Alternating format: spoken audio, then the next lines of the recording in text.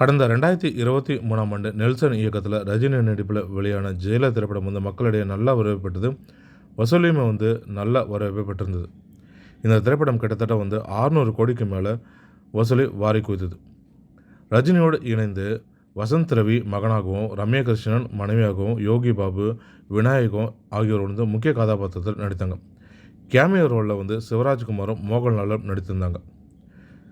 இந்த படத்துக்கு அனிருத்தோட இசை வந்து பெரும் பலமாக இருந்தது.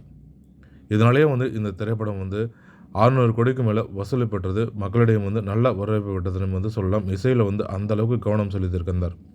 ஏன்னா வந்து ரஜினிக்கும் ஒரு வெற்றியை வாங்கி தரணும், அதே போல் அவருடைய நண்பன் நெல்சனுக்குமே வந்து வெற்றியை தரணும் அப்படின்றதுக்காக வந்து இசையில் அந்த அளவுக்கு வந்து பாடுபட்டிருப்பார். அந்த அளவுக்கு அவருடைய முழு திறமையும் வந்து இதில் கொடுத்துருப்பார். முழு உழைப்பையும் வந்து இதில் போட்டிருப்பார். இந்த வெற்றியை தொடர்ந்து வந்து சன் பிக்சர்ஸ் நிறுவனம் வந்து ஜெயிலர் 2ன்ற திரைப்படத்தை வந்து இயக்கணும் அப்படின்னு வந்து விருப்பப்பட்டிருந்தாங்க. அதற்கேற்றபடி வந்து ஜெயிலர் 2 திரைப்படத்திற்கான கதையும் வந்து போய்க்கொண்டது. சமீபத்தில் வந்து இதற்கான படப்பிடிப்பும் வந்து சென்னையில் நடைபெற்றது. இந்த திரைப்படத்தில் முக்கிய கதாபாத்திரத்தில் மோகன்லாலும் சிவராஜ்குமாரும் நடிப்பாங்கன்னு தெரிகிறது. முதல் பாதியில் வந்து கேமியோ ரோலில் வந்த மோகன்லாலும் சிவராஜ்குமாரும் 2வது பாகத்தில் வந்து முக்கிய கதாபாத்திரத்தில் நடிப்பாங்கன்னு சொல்லப்பட்டிருக்கு. கடந்த சில நாட்களுக்கு முன்பு ஜெயிலர் 2 படத்தோட பணிகள் தொடங்கி தற்பொழுது விறுவிறுப்பாக நடைபெற்று வருவது சென்னையில். இந்த படப்பிடிப்பில் தான் பிரபல நடிகர் ஒருத்தர் வந்து இணைந்திருக்கார்.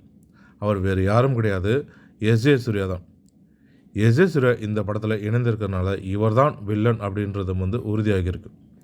இதற்கு முன்பு வந்து எஸ்.ஜே. சூர்யா இருக்கலாம், அப்படி இல்லைன்னா வந்து செம்மன் வினோத் ஜோஸ், இவங்க 2 பேரில் வந்து யாராவது ஒருத்தர் வந்து வில்லனாக இந்த திரைப்படத்தில் இருக்கலாம்னு சொல்லப்பட்ட நிலையில் தற்பொழுது எஸ்.ஜே. சூர்யா இந்த படத்தில் இணைந்திருக்கிறதால இவர் தான் வில்லன் அப்படின்றதும் உறுதியாக இருக்குது. மேலும் இது போன்ற தமிழ் சினிமா தொடர்பான சுவாரஸ்யமான தகவல்களுக்கு ஆரன் தமிழ் சினிமா வீடியோ சேனலை பார்க்கும். நன்றி, வணக்கம்.